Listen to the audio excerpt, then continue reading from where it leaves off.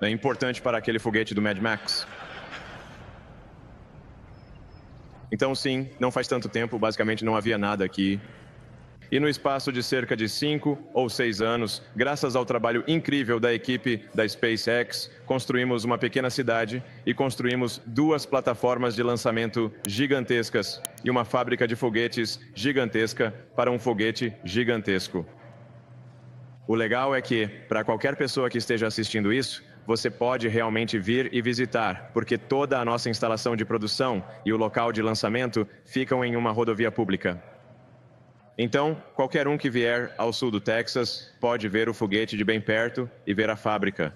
Qualquer pessoa que esteja interessada em ver o maior objeto voador da Terra pode vir aqui a qualquer momento que quiser e simplesmente dirigir pela rodovia pública para ver, o que é muito legal. Então, avançamos até onde estamos agora, Starbase 2025.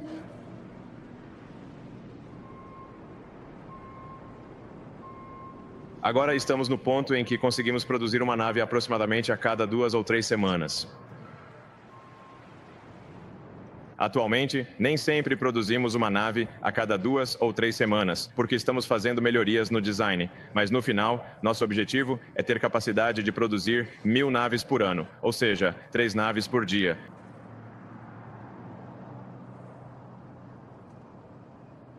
Então é assim que as coisas estão agora. Eu estou de pé dentro desse prédio.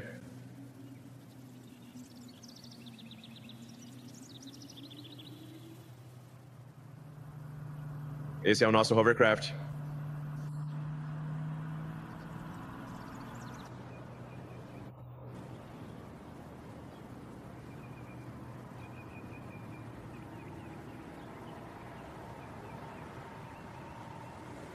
Estamos levando um grande propulsor pela estrada até o local de lançamento.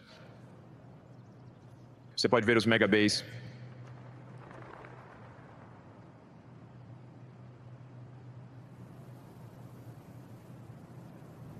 E como eu disse, o que é legal para quem está assistindo a este vídeo é que você pode literalmente vir aqui, dirigir pela estrada e ver tudo isso, o que é a primeira vez na história que isso é possível.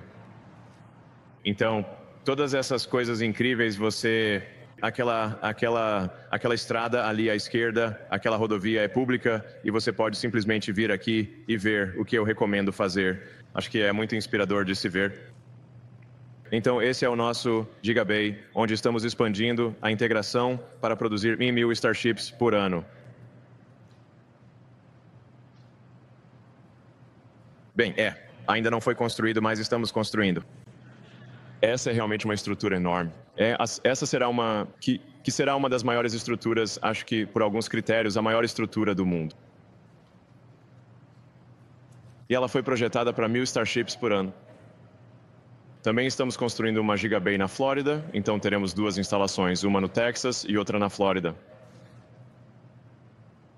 Na verdade, é difícil de mencionar o tamanho desses prédios, porque você precisa de um humano para ter noção de escala. Quando você vê o quão pequeno é um ser humano ao lado desse prédio, percebe o quão gigantesco ele realmente é. Então, quando olhamos para a nossa comparação de veículos construídos por ano e você observa a Boeing e a Airbus fabricando aviões, a Starship vai produzir em algum momento, provavelmente, tantas Starships para Marte quanto a Boeing e a Airbus produzem aviões comerciais.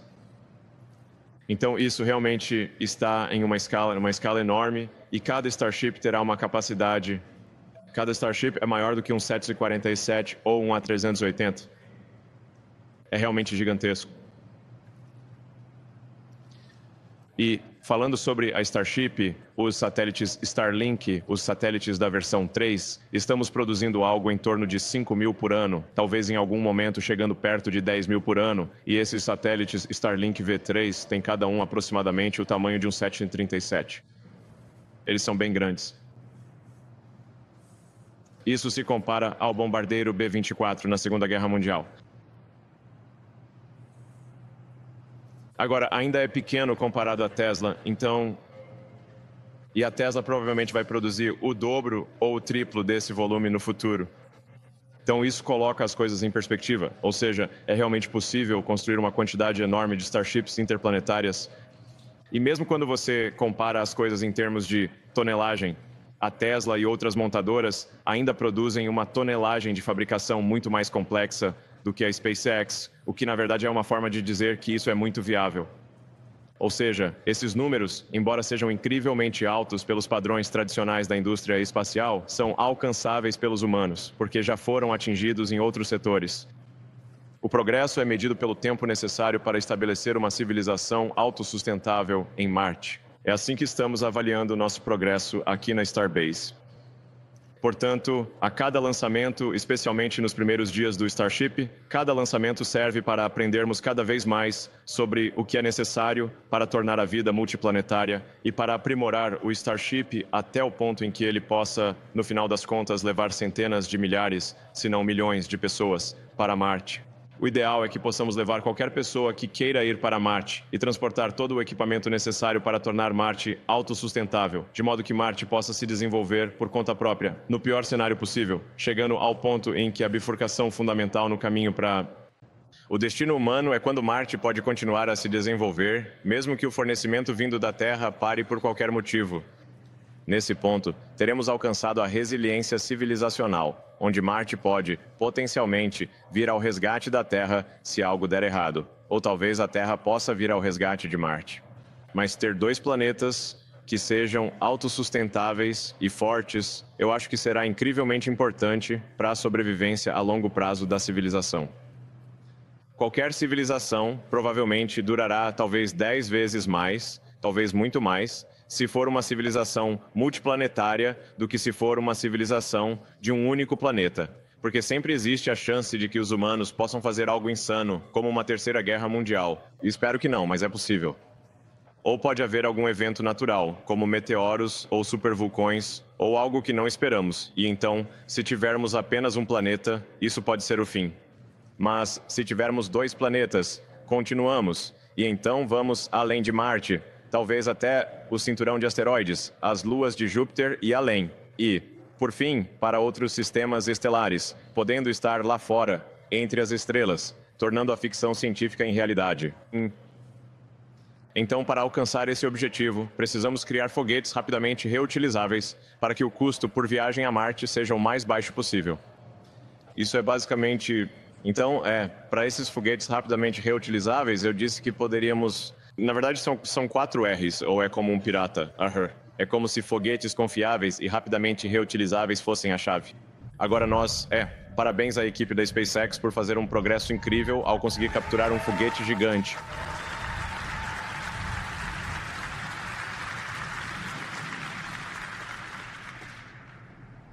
Então, é realmente impressionante que a equipe da SpaceX tenha conseguido capturar o maior objeto voador já feito várias vezes, usando um método muito inovador de pegá-lo no ar com enormes rachas.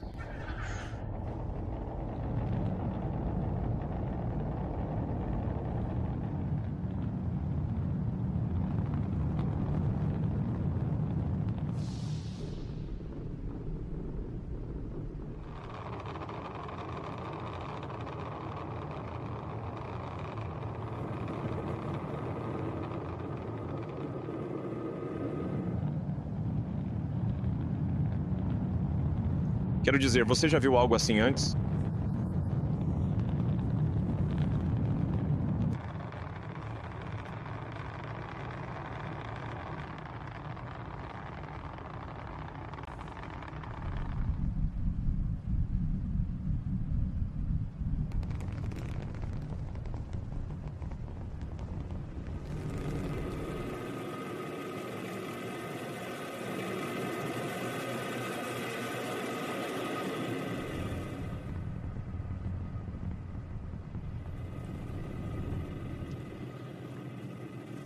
Parabéns novamente. Isso foi uma conquista incrível.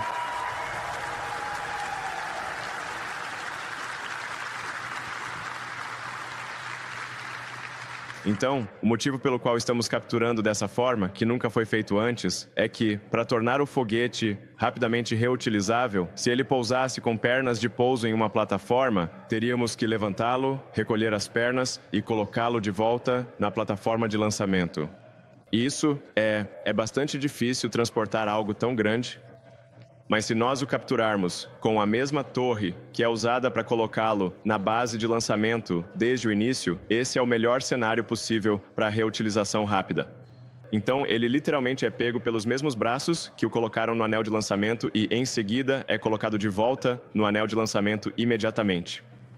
Portanto, em princípio, o propulsor super pesado pode ser reutilizado dentro de 1 hora após o pouso. Ele retorna em cerca de 5 ou 6 minutos, de um jeito ou de outro. E então é capturado pelos braços da torre, colocado de volta na base de lançamento. E você pode reabastecer o propelente em cerca de 30 a 40 minutos e colocar uma nave em cima dele. E, em princípio, reutilizar todo o propulsor a cada hora. Talvez a cada 2 horas, para dar um pouco mais de tempo. Está no limite da reutilização rápida.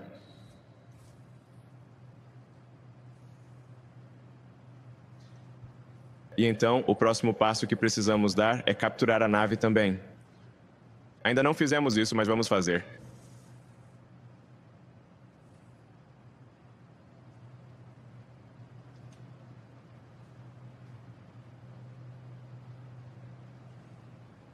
Então, é isso que esperamos demonstrar ainda este ano, talvez em apenas 2 ou 3 meses a partir de agora. E então, a nave seria colocada em cima do propulsor e, novamente, reabastecida com propelente e lançada outra vez. Com a nave, leva um pouco mais de tempo porque ela precisa orbitar a Terra algumas vezes até que a trajetória no solo retorne sobre a plataforma de lançamento. Mas a nave também foi projetada para voar várias vezes por dia. Este é o novo Raptor 3, que é um motor incrível. Uma grande salva de palmas para a equipe do Raptor por isso. Isso é muito empolgante.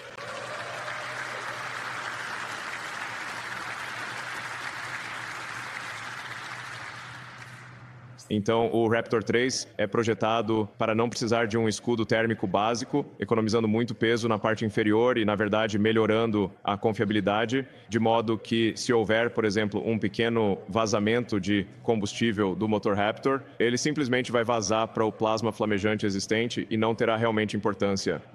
Enquanto um vazamento de combustível, quando os motores estão contidos em uma caixa, é realmente algo muito assustador. Então, este é o Raptor 3. Vai provavelmente precisar de algumas tentativas, mas será um aumento enorme na capacidade de carga útil, na eficiência do motor e na confiabilidade. Então, este é realmente um motor revolucionário. O Raptor 3 é realmente, eu diria, um motor de foguete com tecnologia quase alienígena.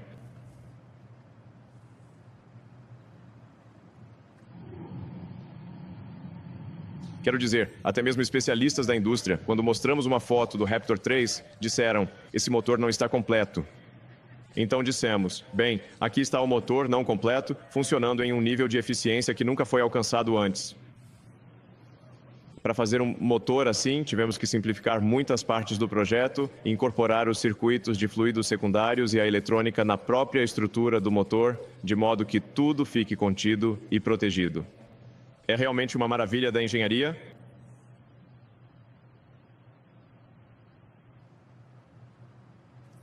E uma das outras tecnologias que é fundamental para Marte é a transferência de propelente em órbita. Então você pode pensar nisso como algo semelhante ao reabastecimento aéreo de aviões, mas neste caso é o reabastecimento orbital de foguetes, algo que nunca foi feito antes. Mas é, sabe, tecnicamente viável. Olha, de algum jeito você precisa transferir fluidos. Não há... Isso precisa ser feito. Então, as duas Starships se encontrariam e uma transferiria combustível e oxigênio para a outra, e, na verdade, a maior parte da massa é oxigênio. Quase 80% do que é transferido é oxigênio, um pouco mais de 20% é combustível, então você enviaria uma Starship para a órbita cheia de carga útil e depois mandaria várias outras Starships para reabastecer o propelente daquela Starship. Uma vez que os tanques de propelente estejam quase cheios, então você pode partir para a Lua. Portanto, essa é uma tecnologia importante que esperamos demonstrar no próximo ano. Sim, então...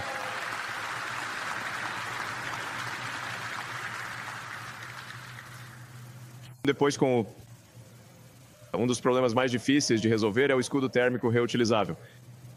Ninguém jamais desenvolveu um escudo térmico orbital realmente reutilizável. É realmente difícil de fazer. Até mesmo o escudo térmico do ônibus espacial exigia vários meses de reforma, consertando azulejos quebrados, testando cada azulejo, porque é um problema extremamente difícil resistir ao calor e à pressão extremos da reentrada. As únicas coisas que realmente conseguem suportar esse nível de calor são tipos avançados de cerâmica, basicamente vidro, alumina, alguns tipos de carbono. Muito poucas coisas conseguem sobreviver sem se desgastar, cair ou rachar, conseguem suportar as tensões da reentrada. Então, esta será a primeira vez que um escudo térmico orbital reutilizável será desenvolvido, e ele precisa ser, obviamente, extremamente confiável. Portanto, isso será algo em que estaremos trabalhando por alguns anos, eu acho, para continuar aprimorando o escudo térmico. É algo alcançável, então não estamos tentando fazer algo que não seja possível. Está dentro do campo da física realizar isso, só que é uma coisa extraordinariamente difícil de se fazer. E Marte, a atmosfera de Marte é composta por dióxido de carbono, o que à primeira vista pode parecer melhor, mas na verdade acaba sendo pior porque quando o CO2 se transforma em plasma, você acaba tendo mais oxigênio livre entrando na atmosfera de Marte do que na atmosfera da Terra. Então, a atmosfera da Terra tem apenas cerca de 20% de oxigênio e Marte acaba tendo basicamente mais do que o dobro disso, talvez o triplo, quando você considera que quando o CO2 se transforma em plasma, você obtém um pouco de carbono e O2. Então, isso tende a oxidar o escudo térmico, basicamente queimar o escudo térmico. Por isso, nós testamos de forma muito rigorosa em uma atmosfera de CO2, porque o escudo precisa funcionar não só na Terra, mas também em Marte. Queremos usar o mesmo escudo térmico na Terra que usamos em Marte, porque há muitos outros fatores relacionados ao escudo térmico, como garantir que os azulejos não quebrem, não se soltem ou algo do tipo. Então, queremos ter a mesma estrutura de escudo térmico, o mesmo material na Terra e em Marte, para que possamos testá-lo centenas de vezes na Terra antes de ir para Marte e ter confiança de que, quando for para Marte, ele funcionará.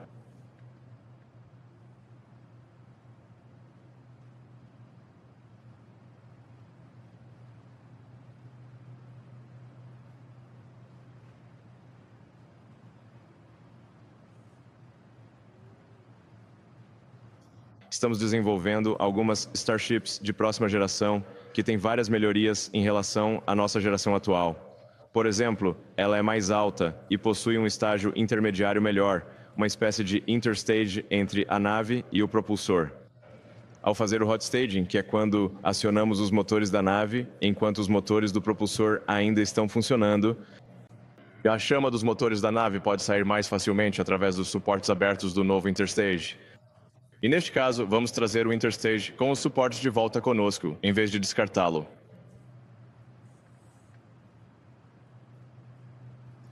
Então, um pouco mais de altura aqui, 72 metros, em vez de cerca de 69. A capacidade de propelente, acho que provavelmente vamos aumentar um pouco, talvez para 3.700 toneladas. A longo prazo, meu palpite é que estaremos talvez em torno de 4.000 toneladas. E cerca de um pouco mais de 8, você sabe, 8.000, e provavelmente algo como 8.300. Isso vai continuar aumentando. Meu palpite é que, no final, teremos 4.000 toneladas aqui, perto de 10.000 toneladas de empuxo, mas este é meio que o próximo nível ou a próxima versão do Super Heavy. Então, o propulsor vai parecer um pouco pelado na parte de baixo, porque os motores Raptor 3.0 não precisam de escudo térmico. Então vai parecer que parece que estão faltando algumas partes, mas isso é só porque o Raptor 3.0 não precisa de escudo térmico. Então ele fica simplesmente parado ali em meio a um plasma flamejante.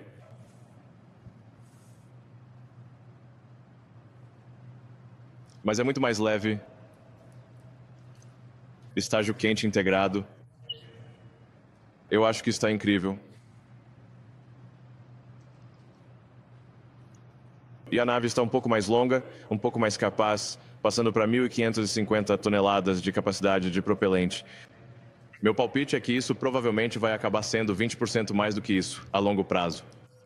Você pode ver o escudo térmico está mais elegante, com limites muito mais suaves, já que a transição do escudo térmico para o lado de sotavento é muito suave. Não há mais ladrilhos irregulares. Acho que está com um visual muito elegante.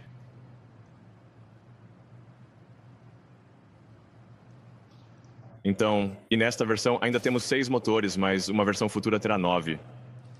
Mas com o Raptor 3.0 novamente, reduzimos a massa e aumentamos o impulso específico. A Starship versão 3.0 é a versão que atinge todos os elementos-chave.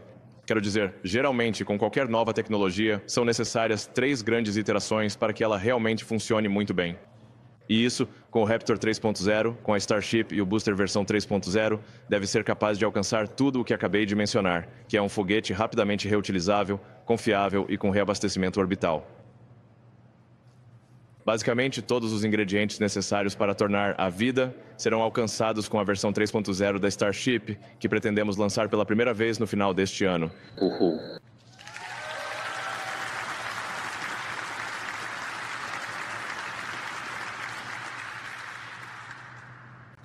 Sim.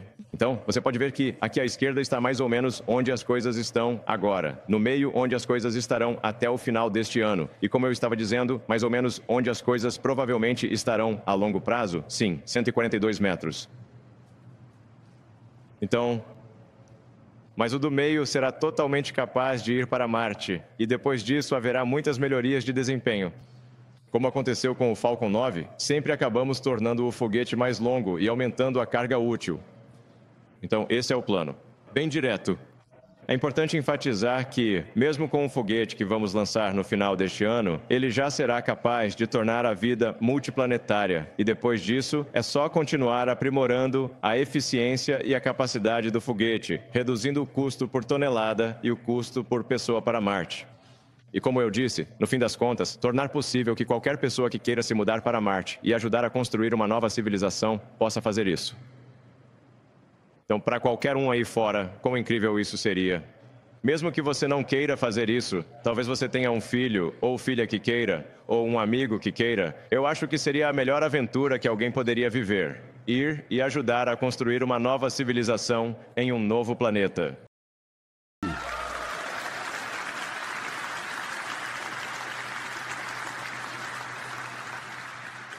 Então é isso, no final das contas teremos 42 motores, o que era inevitável. Como a profecia foi prevista pelo grande profeta Douglas Adams em seu livro O Guia do Mochileiro das Galáxias, a resposta para o sentido da vida é 42. E assim, inevitavelmente, o conjunto do Starship terá 42 motores. Uhul.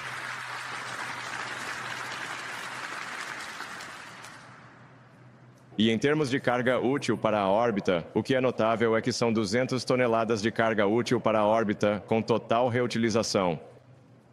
Então isso é o dobro da capacidade do foguete Saturn V, que foi à Lua. O foguete Saturn V, que foi à Lua, era totalmente descartável. O Starship é totalmente reutilizável, mas terá o dobro da carga útil em órbita do próximo maior foguete que chegou à órbita, que é o Saturn V. Na verdade, sem a reutilização, o Starship teria cerca de 400 toneladas de carga útil em órbita. Então, o que eu estou dizendo é que este é um foguete muito grande. Mas você precisa de um foguete grande para tornar a vida multiplanetária. No caminho, poderíamos fazer coisas muito legais, como ter uma base na Lua, como a Moonbase Alpha. O próximo passo após o programa Apollo seria ter uma base na Lua. Assim, você poderia ter uma estação científica gigantesca realizando pesquisas sobre a natureza do universo na Lua, o que seria muito legal. Então, em relação a Marte, quando é possível ir para Marte? Você pode ir para Marte a cada 2 anos ou a cada 26 meses. A próxima janela de oportunidade para Marte é no final do ano que vem, em cerca de 18 meses. Novembro, dezembro é a próxima oportunidade para Marte. Vamos tentar aproveitar essa oportunidade se tivermos sorte. Acho que neste momento temos provavelmente uma chance de 50-50, porque precisamos descobrir como fazer o reabastecimento em órbita para ter capacidade suficiente para ir a Marte. Mas se conseguirmos realizar o reabastecimento em órbita a tempo, então vamos lançar a primeira Starship não tripulada para Marte no final do ano que vem. Então, isso te dá uma ilustração de como uma nave espacial vai da Terra para Marte. Então, ali você tem a Terra azul e Marte vermelho.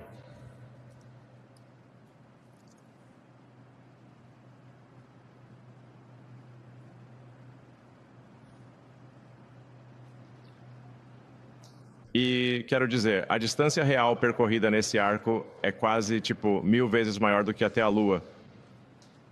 Então, você não pode simplesmente ir direto para Marte. Você precisa criar essa órbita elíptica com a Terra em um ponto e Marte no outro, lá na extremidade oposta da elipse. E então, calcular o momento em que você está nessa elipse para se encontrar com Marte. E isso é a transferência orbital, como você faz a transferência orbital da Terra para Marte. E se você olhar no seu roteador Wi-Fi do Starlink, vai ver essa imagem, porque é a internet Starlink que está sendo usada para financiar a ida da humanidade a Marte. Então, eu só gostaria de agradecer a todos que compraram o Starlink, porque vocês estão ajudando a garantir o futuro da civilização, ajudando a tornar a vida multiplanetária e ajudando a humanidade a se tornar uma civilização que viaja pelo espaço. Obrigado. Uhul.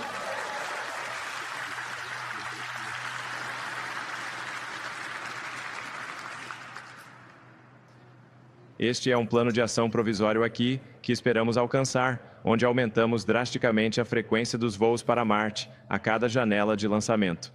Então, a cada aproximadamente 2 anos, estamos aumentando de forma significativa o número de naves que vão para Marte. No final, a ideia é chegar a 1000 ou 2000 naves em um encontro perfeito com Marte.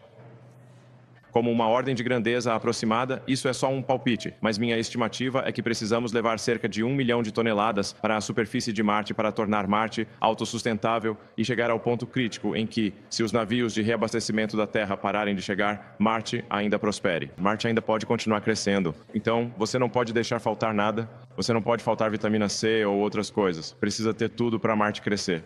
Então, minha estimativa é que isso seja cerca de 1 milhão de toneladas, mas pode ser 10 milhões de toneladas. Espero que não sejam 100 milhões de toneladas. Isso seria muita coisa. Mas queremos tentar chegar a esse ponto e garantir o futuro da civilização o mais rápido possível. Então, estamos analisando diferentes locais. O principal candidato no momento é a região de Arcádia. Marte tem muito espaço, mas quando você combina todos os fatores e diz: ok, não podemos ficar muito perto dos polos. Precisamos estar próximos de gelo, água e não pode ser uma região muito montanhosa para os foguetes, então isso reduz para uma região menor. Então, Arcádia é um dos meus... O nome da minha filha é Arcádia, na verdade. É uma das opções. Então, levamos as primeiras Starships para Marte, coletamos dados críticos. Bom, então as primeiras luzes lá nós enviaremos com o robô Optimus para que ele possa ir até lá, explorar e, de certa forma, preparar o caminho para os humanos. E será uma imagem muito legal se conseguirmos realizar isso lançando até o final do próximo ano. Na verdade, tecnicamente chegaria em 2027, mas seria uma cena épica ver o Optimus andando pela superfície de Marte. E então, com o lançamento 2 anos depois, nós estaríamos enviando humanos, assumindo que as primeiras missões sejam bem-sucedidas e que pousem com sucesso, enviaríamos humanos na próxima missão. E realmente começaríamos a construir a infraestrutura para Marte. Então, de qualquer forma, talvez, só para garantir, possamos fazer dois episódios de pouso com o Optimus e fazer o terceiro com humanos. Vamos ver. Então, aquela foto clássica dos trabalhadores no Empire State.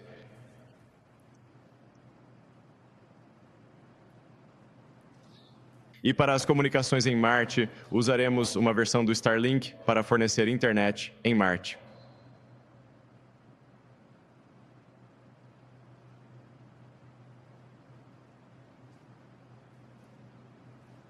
Então a velocidade da luz... Mesmo se movendo na velocidade da luz, o melhor cenário possível é, acho que cerca de 3,5 minutos até Marte, e o pior caso é 22 minutos ou mais, porque Marte está do outro lado do Sol em relação à Terra. De qualquer forma, é bastante desafiador fazer comunicações de alta largura de banda com Marte, mas o Starlink vai conseguir isso. Sim, e então teremos os primeiros humanos preparando o terreno para uma presença permanente na superfície. E como eu disse, o objetivo será tornar Marte autossustentável o mais rápido possível.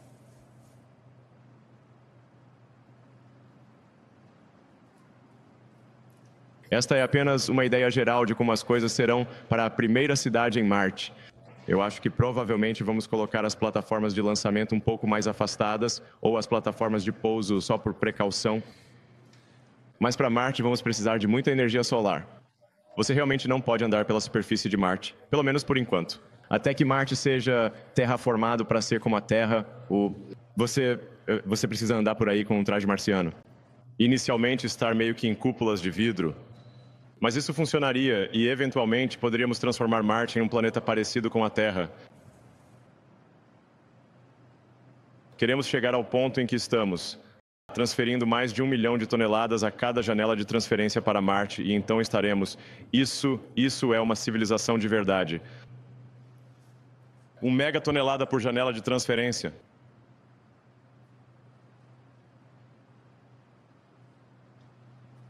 Então, é isso. Haveria muitos portos espaciais, quero dizer, por causa do fato de que você não pode voar para lá continuamente e precisa transferir nessas janelas, haveria uma reunião de 1.000 naves, ou 2.000 naves, ou até mais do que isso. Então, estamos imaginando algo meio que um campo de Battlestar Galactica, onde todas essas naves estão em órbita, esperando para partir. Seria, acho que uma imagem incrível ver todas essas naves partindo ao mesmo tempo. E então você vai precisar, obviamente, de muitos pontos de lançamento, muitos pontos de pouso em Marte. Ou você vai precisar tirar as naves da plataforma de pouso bem rápido. Se você tiver algumas milhares de naves chegando, provavelmente vai precisar de pelo menos algumas centenas de plataformas de pouso. Enfim, vamos resolver esse problema depois. Então, sim, é algo incrível ter, tipo, essa cidade impressionante em Marte. A primeira cidade em outro planeta. Um novo mundo. E também é uma oportunidade, eu acho, para os marcianos repensarem como querem que a civilização seja. Então, talvez você possa repensar, tipo, que tipo de forma de governo você quer, quais novas regras você quer ter. Há muita liberdade e oportunidade em Marte para fazer uma reestruturação da civilização, o que ficará a cargo dos marcianos.